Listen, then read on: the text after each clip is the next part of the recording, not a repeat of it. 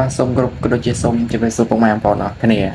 នៅក្នុងវីដេអូនេះដែរខ្ញុំមានមេរៀនថ្មីមួយសម្រាប់ចែកជូនទៅដល់ពុកម៉ែបងប្អូនទាំងអស់គ្នាឲ្យចេះទាំងអស់គ្នាអំពីរបៀបក្នុងការយើង generate រូបភាពធ្វើជាវីដេអូបងប្អូនធ្លាប់ឃើញវីដេអូបែបនេះបងប្អូនតែគេធ្វើភាគច្រើនធ្វើយកទៅកាត់តផ្សេងឥឡូវបងប្អូនណាដែលយើងអត់ទាន់ចេះខ្ញុំនឹងបង្រៀនបងប្អូនទាំងអស់គ្នាឲ្យចេះអំពីរបៀបក្នុងការធ្វើតោះឥឡូវយើងកុំឲ្យខាត់ពេលយូរយើងចូលមកកាន់ browser យើងទាំងអស់គ្នាមកបាទมันកំណត់ទេបងប្អូនសម្រាប់ browser បងប្អូនអាចប្រើប្រភេទអីក៏បានឥឡូវយើងវាយពាក្យក្រុកមកដើម្បីយើងចូលទៅធ្វើការ generate ទាំងអស់គ្នាអូខេឥឡូវយើងចេញហើយបងប្អូនយើងវាយបែបអញ្ចឹងមកតោះមកយើងចុចចូលមកបាទដល់នេះដល់ website AI វាហើយជាបងប្អូនសម្រាប់កម្មវិធី AI នេះយើងអាចធ្វើបានទាំងលើទូរស័ព្ទអីគឺយើងអាចធ្វើបានដែរតោះមកបងប្អូនត្រូវការ login Gmail បងប្អូនចូលកន្លែងនេះដើម្បីយើងធ្វើការ generate ទៅកុំឲ្យវាជាប់ watermark ឥឡូវកន្លែងនេះយើងអាចចូល select មកយើងដាក់ crop beta 4.1 ហ្នឹងមកបាទត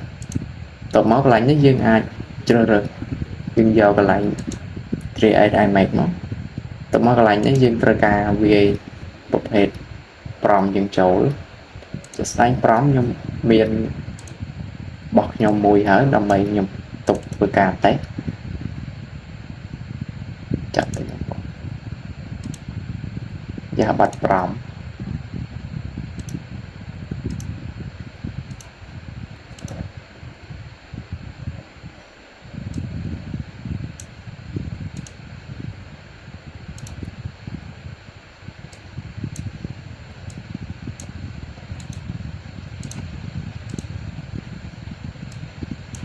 តោះឥឡូវបងប្អូនយើងបានប្រងហើយបងប្អូនអាចវាយតាមខ្ញុំបាននេះយើងវាយចឹងមក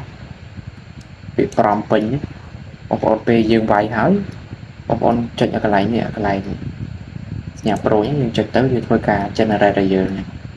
ដើម្បីយើងរកប្រភេទរូបភាពវាចេញមកបងប្អូនយើងអាចឆ្លាញ់រូបភាពមួយណាយើង select លើវាទៅដើម្បីយើង marking វានៅមានរូបច្រើនទៀតបងប្អូនវិសាវាដើរអត់ទាន់អស់បងប្អូនអាចមើលទៅប្រភេទរូបភាពវាស៊ីសងលើយើងអ្នកចង់បានអី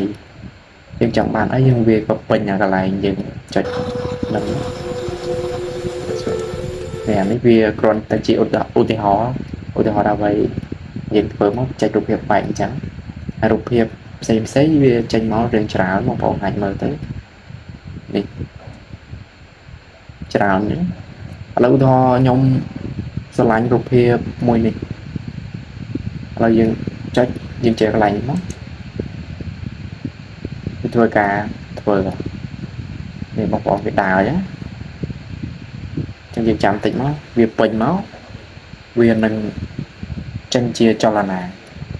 យើងមើលទៅថាចលនាហ្នឹងវា